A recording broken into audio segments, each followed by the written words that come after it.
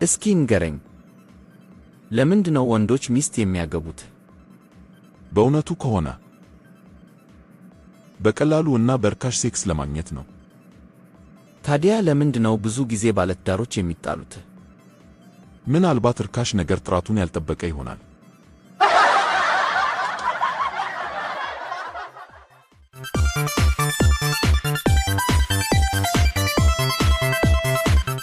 ምን እያነበብሽ ነው? ባዮሎጂ ነው ማጠናው።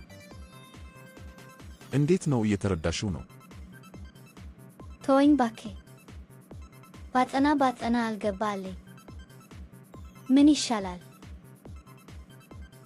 በስንጥር ሞክሪው።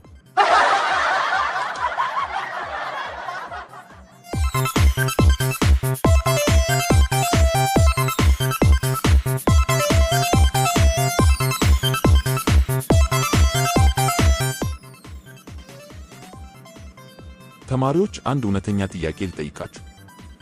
ፈጣሪ አለ ትላላችሁ?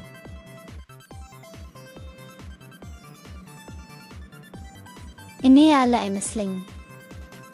ቢኖርማ ኖሮ ይህ ሁሉ መከራ፣ ይህ ሁሉ ጦርነት፣ ይህ ሁሉ የሰዎች ስቃይ ሲደርስ ዝም አይልም ነበር። አይ መምህር፣ እኔማ ፈጣሪ አለ እላለሁ እንጂ ይህ ሁሉ ነገር በሱ የተፈጠረ ነው።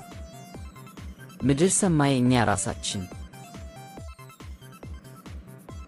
እኔም አለ ብዬ ነው የምለው መምህር። ምክንያቱም የለም ብዬ ከማገኘው አለ ብዬ ባጣው ይሻለኛል። ቢያንስ ተስፋ ይኖረኛል። እንግዲህ እያንዳንዳችሁ የራሳችሁ አመለካከት አላችሁ ማለት ነው። ግን መጽሐፍ ቅዱስ ስለ ፈጣሪ መኖር በግልጽ ይናገራል።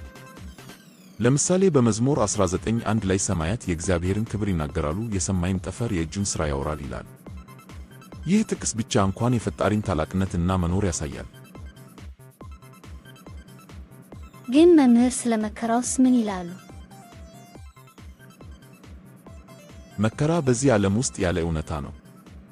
ነገር ግን እግዚአብሔር ይህ ሁሉ እንዲሆን የፈቀደበት ምክንያት የራሱ ጥበብ አለው። መጽሐፍ ቅዱስ በመከራ ውስጥ እንኳን ከእኛ ጋር እንደሚሆን ይነግረናል እንጂ ዝም እንደሚል አይደለም።